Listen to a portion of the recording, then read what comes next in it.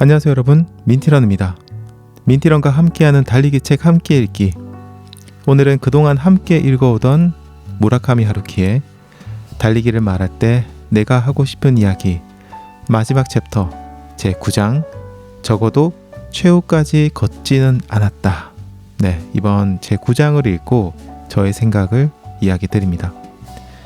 하루키는 2000년 무라카미시에서 열리는 무라카미 트라이애슬론에서 갑자기 수영을 하지 못하게 됩니다. 그리고 결국에는 이 레이스를 포기하게 되죠. 하루키는 바닷가에서 태어나서 그쪽에서 수영을 굉장히 많이 했기 때문에 오픈워터에 대한 두려움 같은 건 없었거든요. 오픈워터라고 하면 실내 같은 수영장 같은 실내에서 수영을 하는 게 아니라 강이나 바다같이 이런 자연 속에서 수영하는 거를 저희가 오픈워터라고 하는데요. 오픈워터에서 그 두려움을 느끼시는 분들이 굉장히 많습니다. 수심이 굉장히 깊고 환경이 좀 척박하거든요. 그런데 들어갔을 때 수영장에서는 수영을 굉장히 잘 하시는 분인데 오픈워터 가면 심리적으로 굉장히 위축이 돼서 수영을 잘 못하시는 분들이 의외로 굉장히 많고요.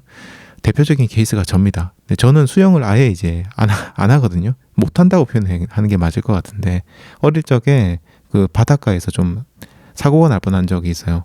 그때부터 엄청난 이 트라우마 이런 것들 때문에 수영을 못합니다. 하루키 같은 경우에는 그래도 바닷가에서 자라났기 때문에 이런 오픈워터에 대한 두려움 없었고 수영에 약간 자신이 있었던 것 같아요.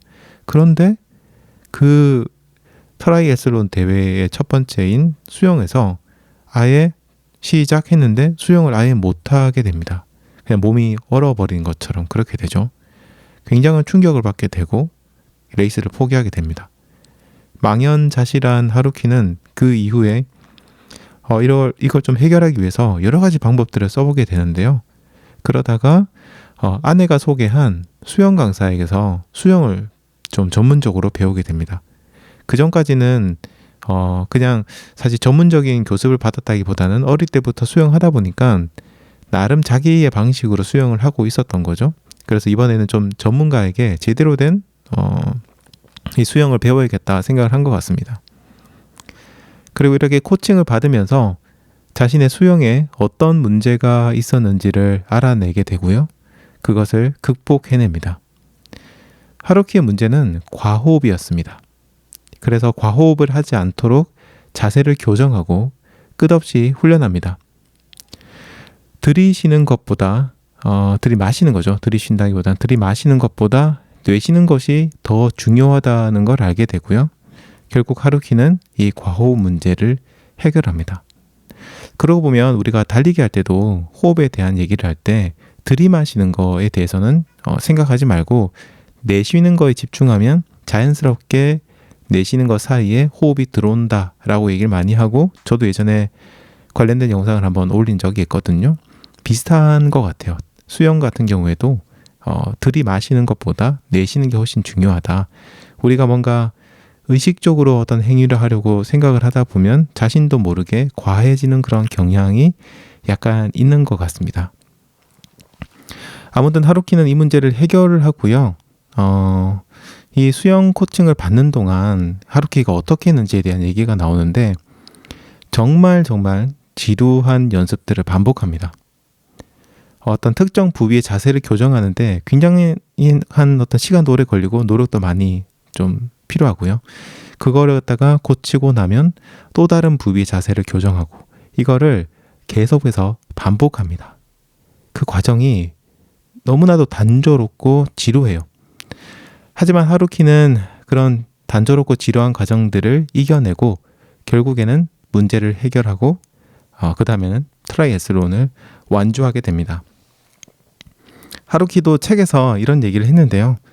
어떤 경우에는 시간을 들이는 것이 가장 가까운 지름길이다. 이렇게 얘기했는데 이 문구를 읽고 상당히 공감이 많이 갔어요. 근데 이게 어떤 다른 사람이 얘기한 건지 하루키가 만들어낸 말인지 모르지만 약간 좀 진리에 가깝다라는 생각이 들었습니다. 우리가 급하게 하려고 하면 할수록 더 돌아가게 되는 것 같아요. 달리기도 마찬가지입니다. 급하면 부상을 당해서 결국에는 더 오랜 시간이 걸리거나 혹은 달리기 자체를 아예 포기하는 그런 경우도 좀 많은 것 같습니다. 아무튼 풀코스 마라톤을 이제 이렇게 해서 달리는 것들을 저희가 한번 생각해 보겠습니다. 풀코스 마라톤을 4시간에 완주한다고 한번 가정을 해볼게요. 4시간을 분으로 고치면 240분이 됩니다. 그리고 보통 이런 이제 4시간을 서브 4에 달린다. 기록이 굉장히 좋은 건데 이 정도로 달리게 되면요. 케이던스가 낮아도 160, 평균 한 170 정도? 그리고 높으신 분은 한 180까지도 올라갈 겁니다. 좀 보수적으로 잡아서 케이던스를 160이라고 한번 또 가정을 해볼게요. 그러면 4시간 동안 240분 동안 매 분마다 발을 160번을 움직이는 겁니다. 그러니까 총 몇 번이 되죠? 발을 움직이는 횟수가 무려 38,400번이 됩니다. 이 38,400번을 발을 앞으로 내딛어야 풀코스를 완주하게 되는 겁니다. 한 번에 되는 게 아니라 이 한 걸음 한 걸음이 쌓여야 완주를 하게 되는 겁니다. 단 1m라도 우리가 앞으로 나아가기 위해서, 전진하기 위해서는 이 발을 한 번씩, 하나씩 앞으로 내딛어야 되는 겁니다. 이 과정에 건너뛰기라고 해야 될까요? 점프라고 해야 될까요? 그건 없습니다. 방법이 없어요. 그냥 정말 유일한 방법은 한 발 한 발 꾸준히 앞으로 내딛는, 이렇게 하나씩 꾸준히 쌓아 나가는 게 완주하는 유일한 방법입니다. 이 과정은 정말 지루하고 재미가 없습니다. 그런데 우리 사람들은요, 이거를 견디기가 정말 힘듭니다. 대부분은 못 견뎌요. 하지만 방금도 얘기 드린 것처럼 유일한 방법입니다. 이것이. 그래서 우리가 할 수 있는 선택은 2가지뿐입니다. 이 지루한 과정을 견디고 즐기는 겁니다. 견디거나 즐기거나 아니면 견디면서 즐기거나, 아무튼 이 2가지라고 저는 생각을 해요. 그런데 무작정 견디는 건 정말 힘듭니다. 이런 견디는 거, 억지로 참는다고도 표현하는 것도 맞을 것 같은데요. 그런 마음으로 끝까지 달리기는 정말 힘들어요. 그런데도 그만큼 이 과정을 즐기는 것도 쉽지가 않습니다. 지루한 거를 즐기라고 한다는 말 자체가 굉장히 뭔가 앞뒤가 안 맞는 그런 말인 것 같아요. 솔직히 얘기해서 지루함이 재밌다라고 하는 사람은 좀 이상한 사람이 아닐까 싶습니다. 본인이 아무리 좋아하는 일을 한다고 해도 지루한 거는 지루하고 힘든 거죠. 그래서 저는 지루한 게 재밌다? 이거는 말도 안 되는 소리라 생각합니다. 지루함이 재미가 없는 건 그냥 굉장히 어떤 본능적인 거라고 생각을 해요. 그러면 도대체 어떻게 해야 우리가 이걸 견디고 즐길 수가 있을까요? 이건 사람마다 해법이 다 다를 겁니다. 그래서 정답이라는 거는 없어요. 하지만 이 시간은 저의 생각을 얘기하는 시간이니까 제 생각을 얘기 드려보겠습니다. 저는 개인적으로 한 가지 방법밖에 없다고 생각합니다. 제가 생각하는 방법은 먼 곳을 바라보는 겁니다. 조망하는 것. 이것이 지금 이 작은 한 걸음을 내딛게 하는 힘이 됩니다. 지금 내가 내딛는 이 한 걸음, 한 발 내딛는 거는 고작 1m 정도? 더 짧을 수도 있지만 어쨌든 1m 정도만 저를 앞으로 나아가게 할 뿐입니다. 앞으로도 엄청나게 많은 그 거리가 남아있죠. 풀코스를 완주한다고 생각하면. 하지만 이 걸음이 차곡차곡 쌓여서 38,400걸음을 400번을 발을 내딛게 되면 결국 마라톤 풀코스를 완주하게 됩니다.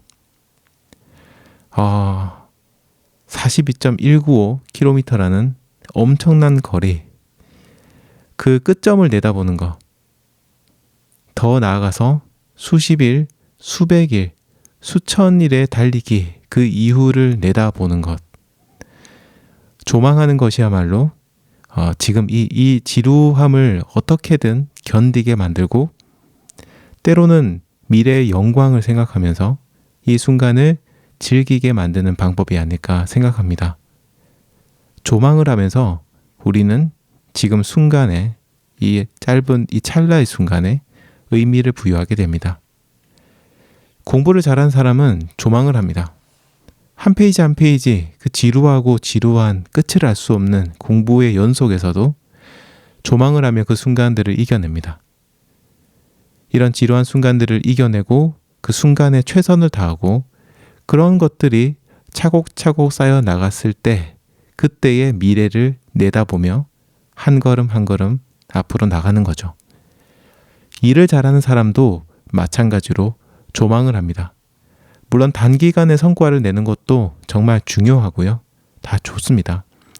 하지만 정말 일을 잘하는 사람은 조급하게 성과를 내기보다는 끊임없이 노력하고 성장하고 꾸준하게 한 걸음 한 걸음 앞으로 나가면서 미래에 펼쳐질 큰 성과, 큰 그림을 그리면서 그것을 바라보고 꿋꿋하게 일을 해 나갑니다. 그래서 일하는 과정이 정말 힘들고 지루하고 피곤하고 하더라도 웃으면서 일을 할 수 있는 거죠. 연애를 잘하는 사람도 조망을 하는 사람이라고 생각합니다. 지금 당장의 어떤 감정 싸움에서 내가 이겨야겠다 이런 생각을 하지 않고요. 또 지금 당장 상대방이 내가 원하는 사람이 되기를 바라지 않습니다. 그것보다는 먼 미래에 우리 두 사람의 어떤 모습을 생각하면서 아주 조금씩 양보하고 얘기하고 그러면서 한 발짝씩 나아가는 거죠. 연애를 잘하는 사람도 저는 조망을 하는 사람이라고 생각합니다. 달리기는 지루합니다. 이건 부정할 수 없어요. 행위 자체는 지루해요. 하지만 달리기는 아이러니하게도 재미있습니다. 재밌다고 얘기를 많이 합니다. 하지만 잘 생각해 보면요. 달리기를 할 때 그 한 걸음 한 걸음 앞으로 내딛는 그 과정이 너무 막 짜릿하고 까무라칠 정도로 재밌다. 그건 아닙니다. 똑같은 동작의 반복이고 힘들죠. 하지만 그 한 걸음 한 걸음이 쌓였을 때를 조망할 수 있기 때문에 우리 인간은 그렇게 미래를 미리 예상하고 내다볼 수 있는 힘이 있기 때문에 달리기가 재미가 있다고 생각합니다. 하루키도 비슷한 말을 합니다. 책에 있는 내용이 굉장히 마음에 들어서 여러분들에게 한 번 더 읽어보도록 하겠습니다. 고통스럽기 때문에 그 고통을 통과해 가는 것을 기꺼이 감수하는 것에서 자신이 살고 있다는 확실한 실감을 적어도 그 한쪽 끝을 우리는 그 과정에서 발견할 수 있는 것이다. 산다는 것의 성질은 성적이나 숫자나 순이라고 하는 고정적인 것에 있는 것이 아니라 행위 그 자체 속에 유동적으로 내포되어 있다는 인식에 다다를 수도 있다. 그리고 진정으로 가치가 있는 것은 때때로 효율이 나쁜 행위를 통해서만이 획득할 수 있는 것이다. 비록 공허한 행위가 있었다고 해도 그것은 결코 어리석은 행위는 아닐 것이다. 나는 그렇게 생각한다. 실감으로써 그리고 경험칙으로써. 네, 하루키는 고통의 순간들이 결국 자신이 살고 있다는 의미를 찾아나가는 과정이라는 것, 그리고 그런 과정이 진정 가치가 있다는 것을 알기에 그러니까 지금 이 한 걸음이 미래에 어떤 의미가 될 것인지를 알기에 꾸준히 달려나가는 것이 아닐까 생각합니다. 하루키도 미래를 조망하면서 달리고 있는 거죠. 그리고 하루키는 코칭에 대한 이야기를 합니다. 저는 이 이야기를 읽으면서 늘 제가 했던 이야기들을 떠올렸고요. 이것이 우리를 성장시키는데 얼마나 큰 영향을 주는지 한 번 더 생각을 하게 됐습니다. 하루키는 수영을 배우는 과정에서